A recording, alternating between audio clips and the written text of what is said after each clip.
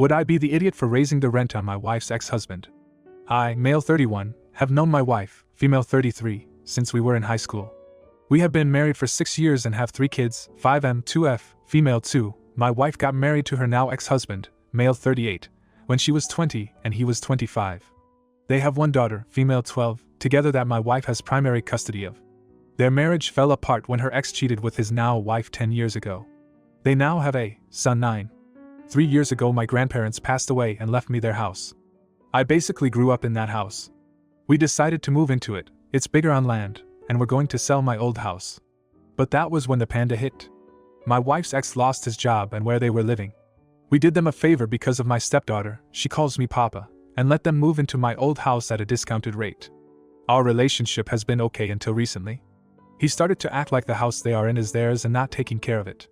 I have brought it up every now and then, but they usually blow me off. I brought up the idea of raising the rent to a fair market to my wife, but she doesn't think it is a good idea. Money is not the issue, it is the entitled attitude they carry. If anything were to happen, we would still retain primary custody of my stepdaughter. That house was my first big investment. I did them a favor when I could have just sold it, but now they are disrespecting me and my property. They are not struggling anymore and I'm not sure what to do. I want to make my wife happy, but I can handle the disrespect. Edit. Just to clarify, my wife, our bio kids and stepdaughter live in my grandparents' old house. Wife's ex his wife that their kid lives in my old house I bought years ago. Now for a few comments before the update. Not the idiot. I hope you have a written lease that you can terminate, or at least not renew. If you don't have a written lease, prepare for a long eviction process. Comment 2. Not the idiot, but it feels strange that your wife is taking their side since they're disrespecting both you and your property. Then the original poster responded with, my wife is only worried about the relationship between her daughter and her ex. She explained that her ex is intimidated by my relationship with their daughter. If I kick them out of the house, it would put a strain on their relationship and be me separating them. The fact that I am able to provide financially and always be there for my stepdaughter is why my relationship with my ex-husband is the way it is. I'm only calling her stepdaughter for reference. I do consider her my daughter. I treat her the same as my other kids. Now for the update. I sat down with my wife and showed her the post I made.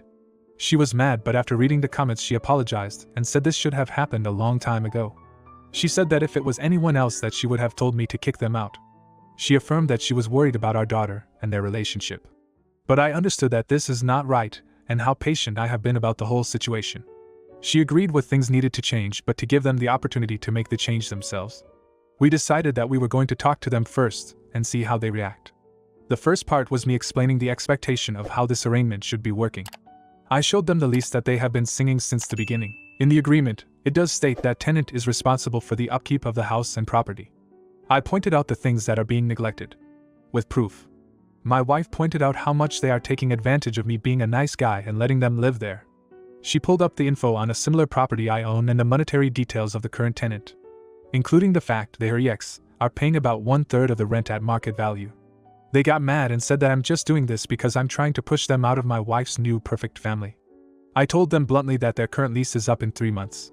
That gives them 90 days to decide on the 4 options I am laying out. 1. They don't do anything to the property, and they find a new place to live as I won't renew the lease. 2.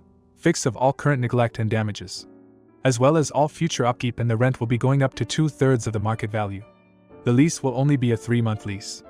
Any more future neglect will result in eviction or raised to full market value after those 3 months. 3. Do nothing during that time and I will be putting the house on the market to be sold / taking the house and putting it in property management, so they would have to deal with them. 4.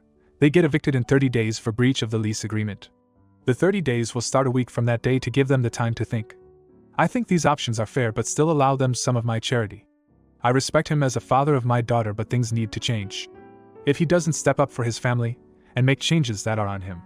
We explained to our daughter some of the basics and told her we do not want this situation to change how she views us or her father's family.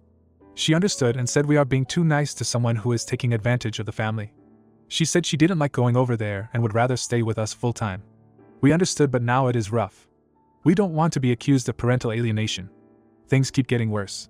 We are going to talk to my wife's lawyer about better ways to move forward. Update 1.5. I don't know who will read this, but we are now scheduling a custody agreement regarding my stepdaughter. She has expressed her concern about staying with us full time. We had her sit down with our lawyer. My daughter has been going to therapy for a while now, and her therapist agrees that it would be best.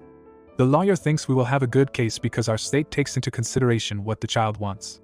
Her ex did say that he was sorry for taking advantage of my generosity. He is currently going with option 2. But I fear that he will do something after he finds out about his daughter wanting to stay with us. I have everything documented, and if he tries something he will be evicted. Comment 1. I'm confused how they think they are a part of your wife's new family. Like, yes, of course, daughter's family, but in no way a part of your family where they are your responsibility. I could only dream of having a friend/non-friend who could give me that kind of hookup in an affordable place. The place would be spotless. It's concerning that your daughter is half like kicking them out, and half I don't want to go either way. Please try to get her to open up about what's going on there. Comment 2. You're the idiot, and it's not even close. I can't believe the audacity you have to raise the rent on your wife's ex-husband and the mother of your stepdaughter. They've been living in your old house at a discounted rate, and now you want to squeeze every penny out of them?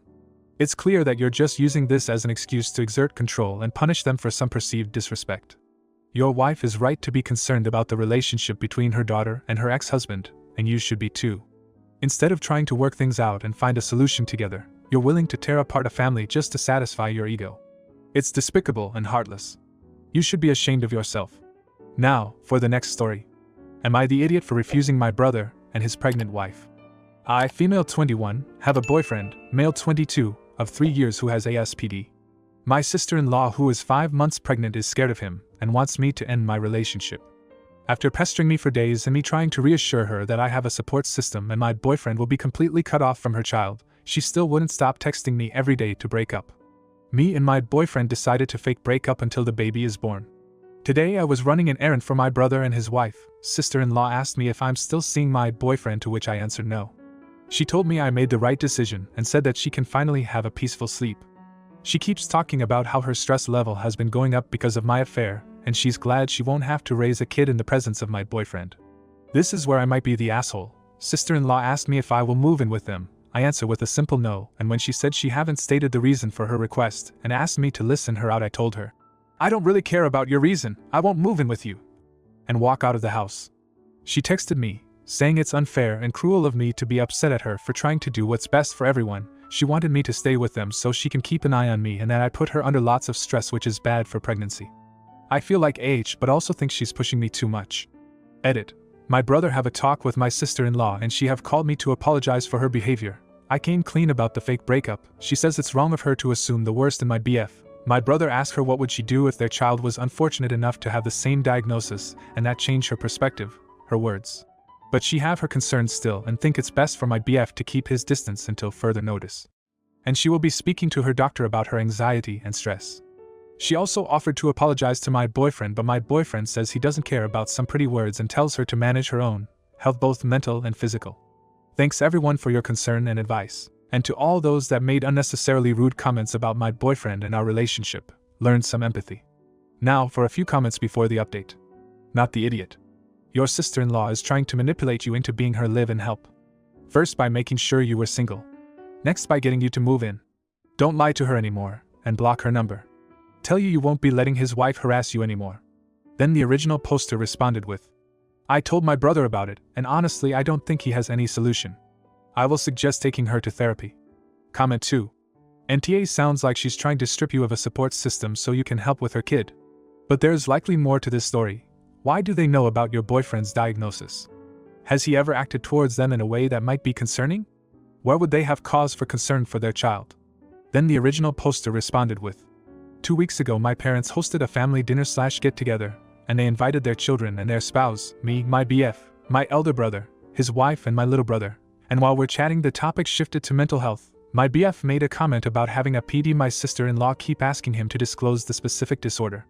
My parents are aware that my BF has a complex personality disorder, but don't know the exact diagnosis. My family and my boyfriend met quite a few times, but there's never been any incident. My sister-in-law unfortunately had a miscarriage during her teen pregnancy before she and my brother were together. I think that's where the sensitivity is from. Now for the update. In my original post I edited an update about how I had a talk with my sister-in-law and she apologized for her actions. She also decided to see a therapist. As most of the comments suggested, I talked to my brother and parents about sister-in-law's behavior. It has been a week and we are all doing mostly good. My sister-in-law has her first therapy session. She finds it nerve-wracking but believes it'll be effective. She tells me that she would randomly think about my boyfriend's diagnosis and get all anxious, and whenever she caught herself getting anxious over this, she played tavern music and drew a medieval town. I don't know the exact term, which seems to work really well to soothe her. She also gets a better sleep and the baby is healthy. I have read all the comments in my original post. Though I disagree with some of the comments about my sister-in-law, I agree that I was at fault for not setting boundaries and lying to her about my relationship. I am truly grateful for all the advices, and it was such a great insight and motivation to read about people who are in a similar situation as me and my BF. I also apologize to my BF for disrespecting our relationship. We both agree that we should no longer disclose his diagnosis to anyone. Unfortunately, we have to change our couple therapist, and it's hard finding a new one. Apart from that, things are going well, and last Friday I formally met his family for the first time, which goes beyond my expectation. Again, I would like to say thank you all for your support and advice. Comment 1. I still think it was odd that she asked you to move in to help with her baby after she thought your boyfriend was out of the way. The fact that she hasn't bothered to explain herself is a loose end I don't particularly like. Comment 2. When I was 15, some messy things happened because a guy I rejected couldn't accept being rejected. She was afraid I would find myself in a similar situation. She thought my BF might not take the breakup too well and do something if I was living alone. My cousin will move in with me in 2/3 months. She wanted me to live with them till then. Comment 3. You're the idiot. Your sister-in-law was clearly concerned for her safety and the safety of her unborn child, and instead of empathizing with her fears and supporting her, you decided to play games and lie about breaking up with your boyfriend. And now, when she asks for your help and support by moving in temporarily, you cruelly reject her without even listening to her reasons. It's incredibly selfish and heartless. Your boyfriend's diagnosis may be a factor in her concerns, and instead of addressing them and reassuring her, you dismiss her feelings and prioritize your own desires. Your lack of empathy and understanding is truly disturbing.